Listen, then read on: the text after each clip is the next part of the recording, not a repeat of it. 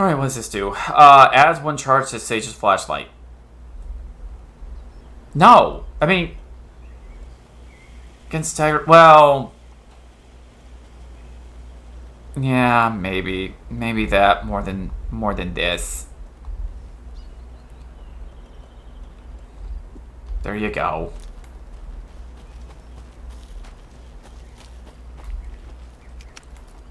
Darn it. Now I'm all out of bolt action stuff. Unless I have some more. Wait, do I have some in the shoebox? I might. I think I do. I do! Very low. But I do! Oh, I have so many flares. I never use flares.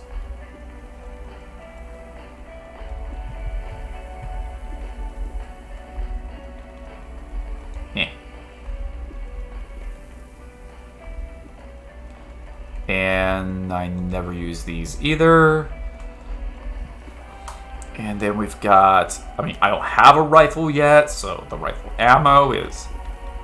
It's a nice thought, but... And dear, I'm afraid you're just gonna have to head over here. Sorry. Super sorry. But I will take this.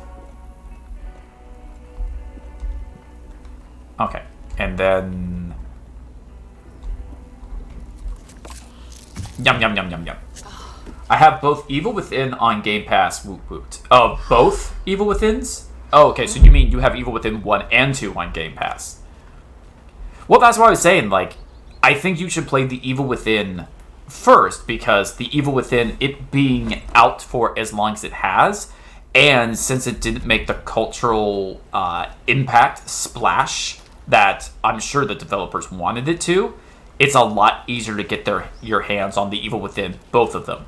I mean, both Evil Within 1 and 2 were also just released on Epic as their on the Epic Store as their free game of the week or something like that. So yeah, even I have maybe 3 copies of the Evil Within 1 and 2. I have the actual physical disc.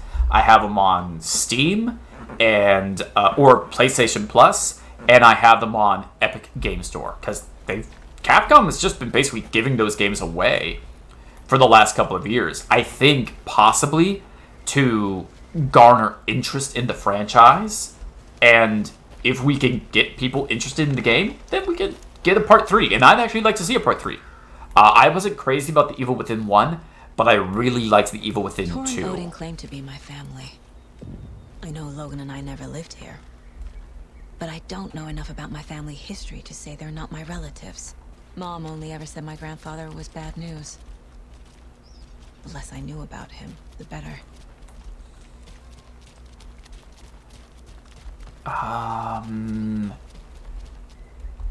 Meet Mayor Sutter. To sit in office.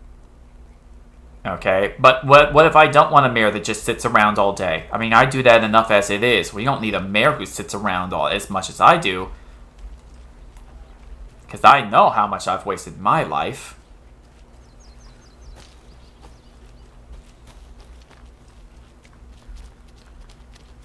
And nothing that I can see right here. And can't go in there.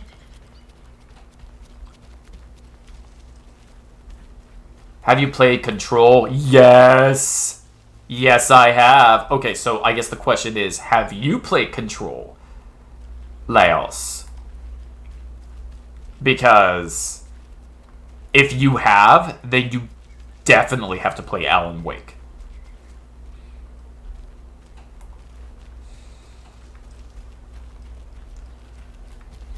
Not all the way through. Okay, so, well, what was your opinion of Control for the amount of it that you did play?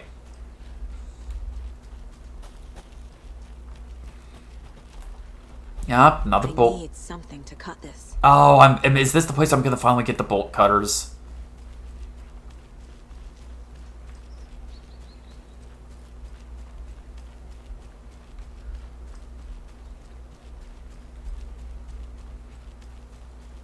I'm looking around, I'm Not seeing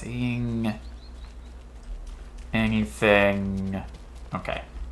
Okay, so let me rephrase. Spoiler alert. Well, I mean, again, I've already played Control. I've played the Ultimate Edition of Control. So I got to where she sees her bro and he's in a tank and game ended. Okay, so you got to the point where she sees her brother. I will... Oh, manuscript page. What is this? All right. Saga had slid into a nightmare. Yep. A growing amount of evidence said her daughter was dead. Saga couldn't accept that. Wake said it could be undone. But Wake was gone, in the custody of the Federal Bureau of Control. Casey, her only ally, was gone too. She was alone. Agent Estevez had pulled rank on her, stonewalled her, shut her out of her own case. Saga refused to give up. She needed answers. Tor and Odin Anderson would have some. A family visit then. No one could blame her for that. Saga was trapped in a horror story. It was manifesting itself around her like the darkness of a mental illness, pushing her deeper and deeper. Okay, so it kind of just let it out of the bag right there. So, the story of...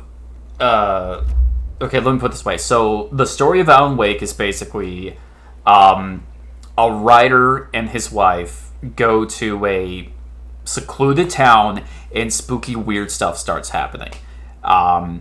So this was made by Remedy Games like 13 years ago. Well, then a couple years later, Remedy Games makes another video game called Control. And since you played the beginning of Control, you know the basic premise of Control is there is a building in the middle of New York City where, I forget the character's name, goes in, and this is just a federal agency that their job is just to handle all the weird stuff that they find, all the items of power, and all the shenanigans that goes on through that. Well, in one of the DLCs for Control, after you've beaten the game, that character, she's still at the bureau dealing with stuff, and one of the agents goes, "Hey, could you help us out with a case that we've been dealing with for a while?" And she's like, "Well, what is the case?" And they're like, "Well, you see, a couple of years back, there was this weird stuff that went down with this writer at this small town in, like, Washington. Some writer named Alan Wake. Can you help us look into it?" So one of the DLCs for the video game Control is directly related with the events of Alan Wake 1. And that was basically Remedy going, yeah, both Alan Wake and this video game Control, they both take place in the same universe. It's all one universe.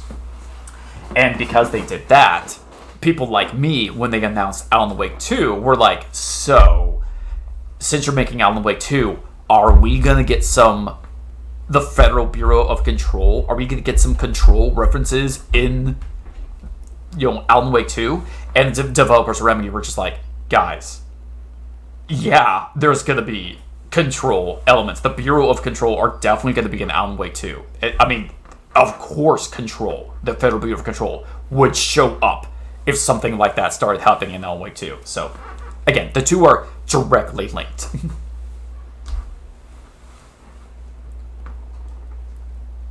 Now, I'm curious to see, like, how linked they are, because the Bureau of Control, like, physically just showed up in, like, the last 20 minutes for me. I've been playing this game. I probably have more than 10 hours in this game.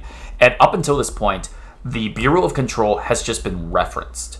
Like, I'll be exploring a map somewhere, and I'll come across, like, a radio tower. And then when I go up to the radio tower, it would go, no authorized personnel beyond this point. Only agents of the Federal Bureau of Control allowed past this point.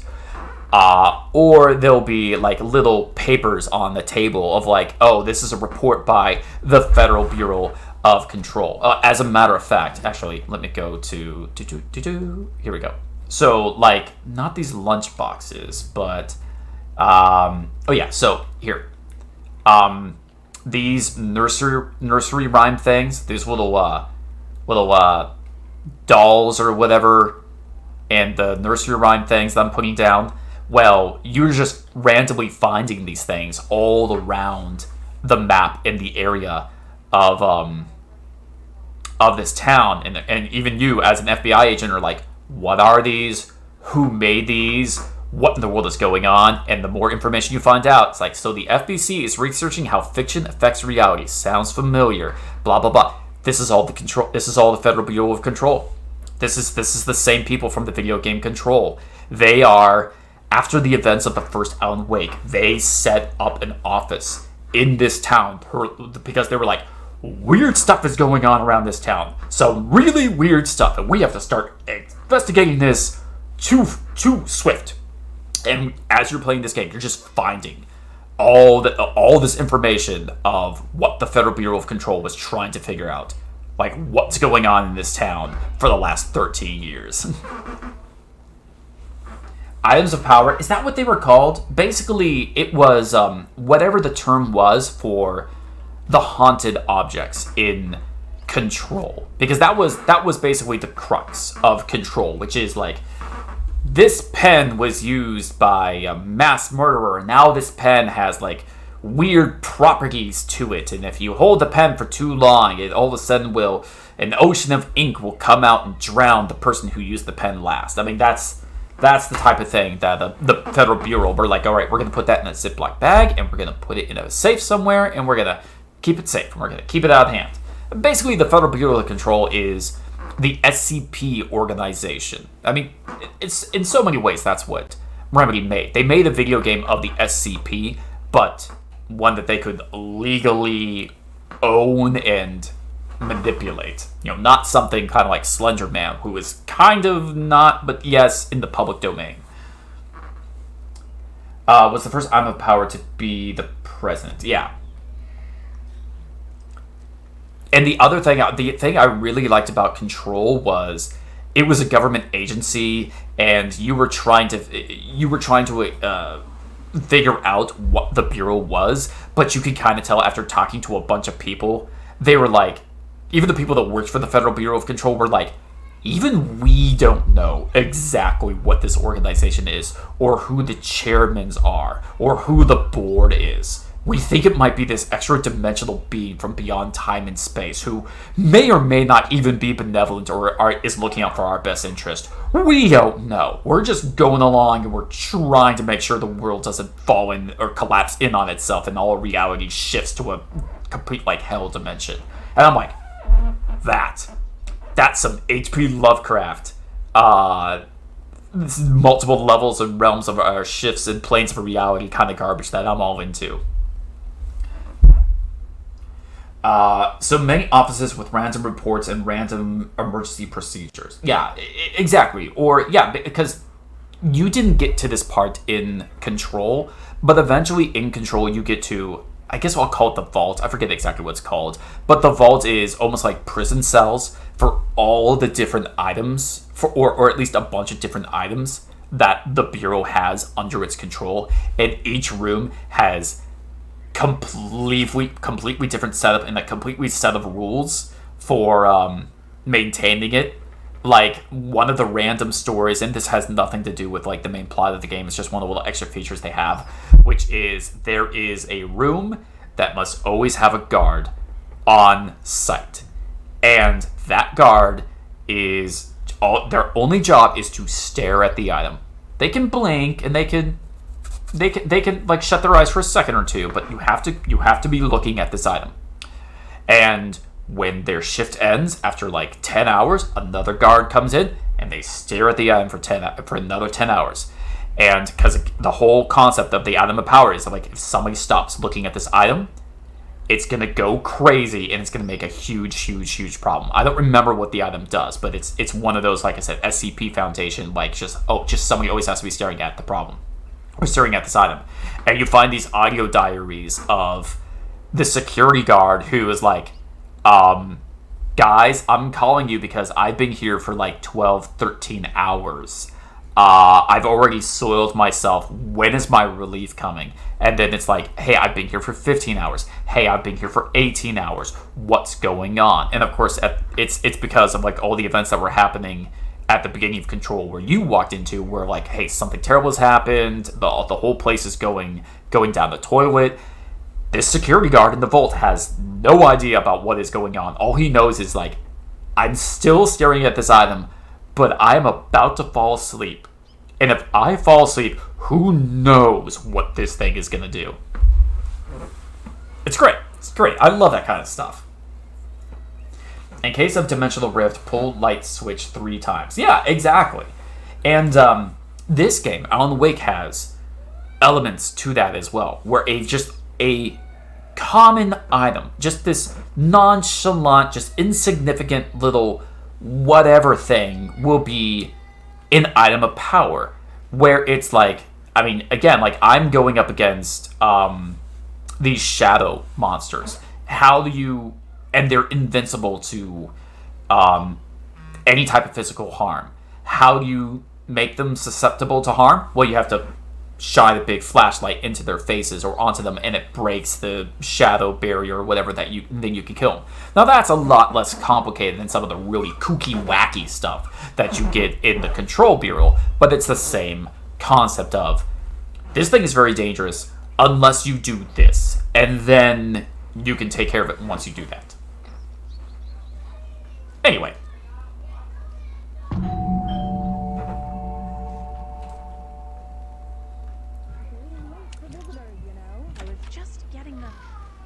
Oh, Saga? What's up? I'm here to see Torin Odin.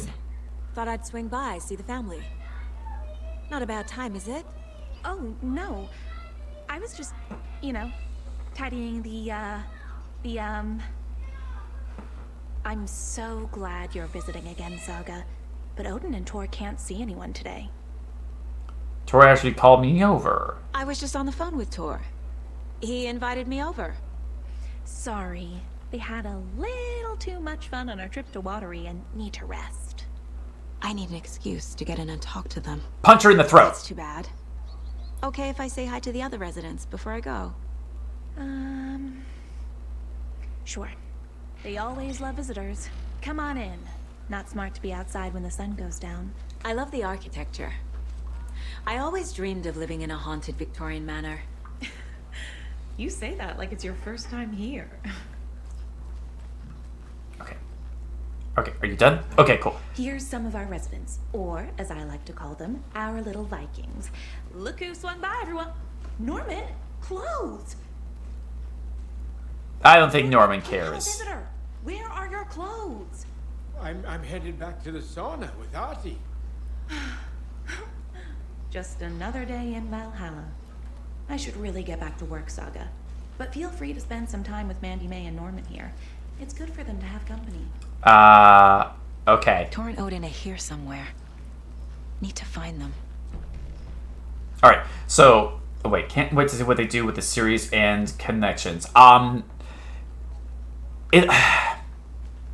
It's hard to say because obviously you have no idea what direction Remedy is going to go into in the future. Are they going to immediately, without getting into the sequel without getting to the ending of Alan Wake 2 here, I don't know how this game ends. Am I going to get to the end and then it's going to be abundantly obvious that, okay, the next game that Remedy makes is going to be Alan Wake 3? Or are they going to do, okay, we did Alan Wake 2, it's kind of an open-ended, maybe we're shutting the book, and pun intended, on Alan Wake, and we're going to make Control 2, or maybe we're just going to make more games in the Control universe, because the whole concept of the Control universe in this shared universe is a great setup for a video game universe, which is just, the world is very similar to ours, but every once in a while, common, normal people will come across supernatural, terrifying things, and they will try and survive and deal with it and fight back whatever is going on. And there is a bureau, there is a government organization out there which does take care of this, but are they going to get to these people in time? Are they going to be involved, or are they going to show up after the whole thing happens? Are they going to show up to help out in general? I mean, you could make, they already have, you could make a whole series of video games based in this universe. I would love to see them do that. As much as I enjoy Alan Wake and the story behind Alan Wake, I would like to see Remedy Games like really stretch their creative juices and such, and come up with just a bunch of just kooky science fiction, fantasy, horror concepts, short story ideas for video games, and it just all takes place in the same universe, so that they're all kind of connected. It's in the same way that, so like I said, Alan Wake and Control are in the same universe, but another video game that Remedy made 15, 20 years ago is Max Payne. And I don't know if you ever played the Max Payne video game series, but they also said that Max Payne also takes place in the same universe as Alan Wake and Control. Now, of course, Max Payne doesn't have like any real overt supernatural elements to it, but they just basically says like, yeah, I mean, at some point, like, Alan Wake would like pick up a newspaper and there would be a story about this old grizzled cop called Max Payne who went on a shooting spree in some old city like 10, 15 years ago or anything like that. So that's my point. Like, they could do really whatever they want and just say it all takes place in the same universe. I mean, it doesn't mean that like any of them are going to get connected, or there's not going to be any like crossovers or anything like that. But it all happens in the same universe. Kind of like in the Grand Theft Auto series, all the Grand Theft Auto video games take place in the same universe, but they don't really have anything to do with one another. But every once in a while, there'll be a reference thrown to one of the other characters from one of the games. Can't wait to see. In order, wait. So order should be Alan Wake, then Control, then Alan Wake 2. Yes, that is the order in which they were released. There's another lunchbox. Oh, there is. I can't even see it. Oh, never mind. It's right there. Right. You are strong. You are successful. You are confident. I'm also poor. All right. We got a map. Cool. I will particularly tell you that I can't even tell you what it is, but there is one moment in Control which was one of the best video game moments I've ever had. And I guess the best way to call it is just refer to it as the shifting room. What in the world? Be my light in the darkness. What the? Wake up. Alan Wake's crime novels have become the sensation of the nation. Join us as we flip through the pages of the man behind the books. How has your life changed since the books became so popular? I have to do a lot more magazine interviews. Other than that, it's not so different. You are hilarious, and I can see why you're a writer. So what do you do to get your creative juices flowing? Writing is a very solitary journey. When I'm working, I like to be alone in the room with my manuscript. There, I can wrestle with the story, get inside the heads of my characters. Sounds exhausting. And yet you find plenty of energy to party, right? Word on the street is you've been enjoying the New York nightlife. Any favorite spots? I prefer we can focus on my writing. Definitely. Although I'm sure our readers would love to know where they can find New York's hottest writer on a Saturday night. Are you working on a new book? Yes, on some level, I'm always working on the next story. Right now, I'm looking into something different, a departure from what people would expect, something new. Be careful with that. People don't always like new. So what role does the beautiful Alice Wake play in your work? Is she your muse? Alice keeps me stable. She's an anchor, stopping the waves from carrying me too far out to sea. Oh, dang it. There was still more. Alan Wake, the bad boy of fiction. Best-selling author sets a feisty new tone for writers. Alan Wake is an author best known for his Alex Casey books, a series of thrilling novels that reinvigorated the crime genre. But Wake isn't just known for his literary works, he's also famous among New York's most exclusive clubs as a late-night partying animal. This author is redefining what it means to be a writer. Gone are the days of isolated figures hunching over typewriters in dark rooms. Wake is a man who hits the town in style, a regular at the hot spots in the city, happy to see and be seen. The people in the paparazzi can't get enough of him. But it's not just his social calendar that makes this writer stand out from his peers. Artists are famous for their tempers, but Wake is in a completely different orbit. Damaging property, giving photographers black eyes, avoiding lawsuits, this writer is a train full of rage and you better get off the tracks. Like a punk rocker, Wake is grabbing musty old stereotypes and smashing them to pieces. This is one rebel to keep an eye out for. I was wondering if you could help me. Lonnie internally will serve you pancakes. Ooh, really? You were my muse all along, Rose. Oh, Rose. Be my light in the darkness. Okay. Where is Alan Wake? Mystery writer mysteriously disappears. The best-selling author known for his Alex Casey novels has been reported missing in the town of Bright Falls, Washington. Mr. Wake's wife, Alice Wake, has not given any comments on the case, but is confirmed to have been the one to report her husband's disappearance to the authorities. The mysterious surroundings of the novelist's disappearance don't stop there. Other individuals from the town were reported missing within a similar time frame. It is unclear whether these disappearances are connected. Wake's literary agent Barry Wheeler has indicated that he has no information to provide, despite having been with Mr. Wake in Bright Falls just before the author's disappearance. The writer Alan Wake has a history of violence toward the press and is rumored to have struggled with addiction. The story will be updated as it unfolds. Well, all right then. So this is Rose's desk? Is that what happened? She's got a picture of the old gods of Asgard. Okay, I don't... No, I mean, I could... Yeah. Everything in this game is super dark. Oh! Commercial! Oh, Jakob. Looks like another perfect morning in paradise. I agree, Ilmo. A perfect morning for me to drink this coffee I'm holding. Oh shit, this coffee is shit. Jakob, did you just drink a regular brand coffee? I did. My perfect morning is ruined. And all because of your shit coffee. If only we could have good coffee. Hey, what? What's that sound?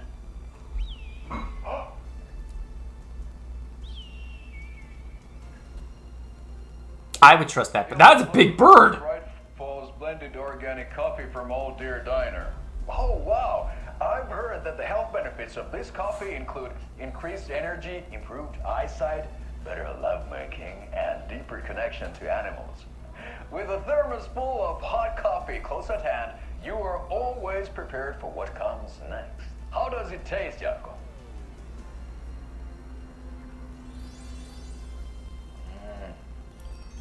I feel like $1 million. But you're still wearing the same stupid hat. Blend organic coffees brewed with care right here in the Pacific Northwest from coffee beans that are sourced locally in Puerto Rico. Try it and the Old Deer Diner, and don't forget to try the delicious brunch special this month only for Deer Fest.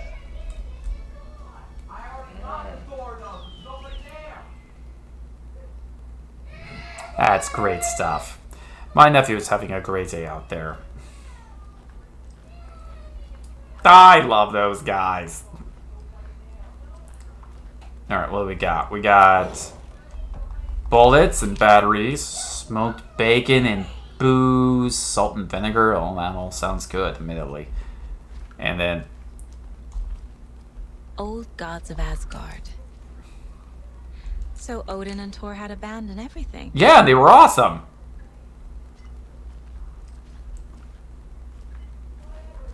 I guess that's it. Okay. And we got... Okay. And is this a... Oh, is this like go around? Oh, okay. It goes all the way around? Well, that's nice. I guess. Does it? Yeah, I guess it does. Okay, cool. Hey, you two. Oh, have you seen Thor and Odin? Do either of you know where I could find Thor and Odin? Odin is sleeping upstairs, but your grandpa's been acting crazy. He got electrocuted when he smashed the telephone. Don't make up stories. Thor went loopy and smacked himself in the head with that hammer he's always carrying around. Thor is hurt. Something's wrong with him. Okay. What happened to Thor? Was Thor hurt badly? He never let go of that hammer when he got electrocuted. It looked like a bolt of lightning hit him. Wham! Zap! Thank goodness Blum took the hammer away from him. It's not Tor's hammer, no matter what he keeps saying. Blum has his moments, even if he is a Russian. Mandy May, you can't say stuff like that. Yeah, you can. What are you knitting? That's some fascinating knitwork, Mandy May. What's your inspiration? Oh, I don't know. It is what it wants to be. Taking a break from making those little ornaments for Rose. Do you knit? I dabbled when I was pregnant.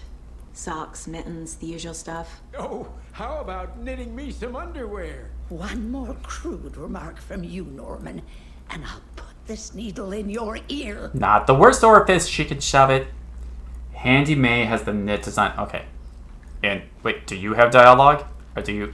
No? Okay. I thought Artie put on a wonderful performance this afternoon. But you're always calling him a crazy fit. I respect the art, Norman. Okay, so like another thing, Laos is so they just mentioned Auntie. If you played Control, you might remember Auntie. Auntie, this is your home. You don't need to keep cleaning. I take that mop away, but I know you'll just find it again. Kyllä. But once after being told no, why rest when you are born to work? Eikö niin? And you know Mr. Blum doesn't like it when you take his work clothes. Why don't you go pick a song from the jukebox? Yes, box Olli Ray. Just thinking about it makes my dance foot waggle.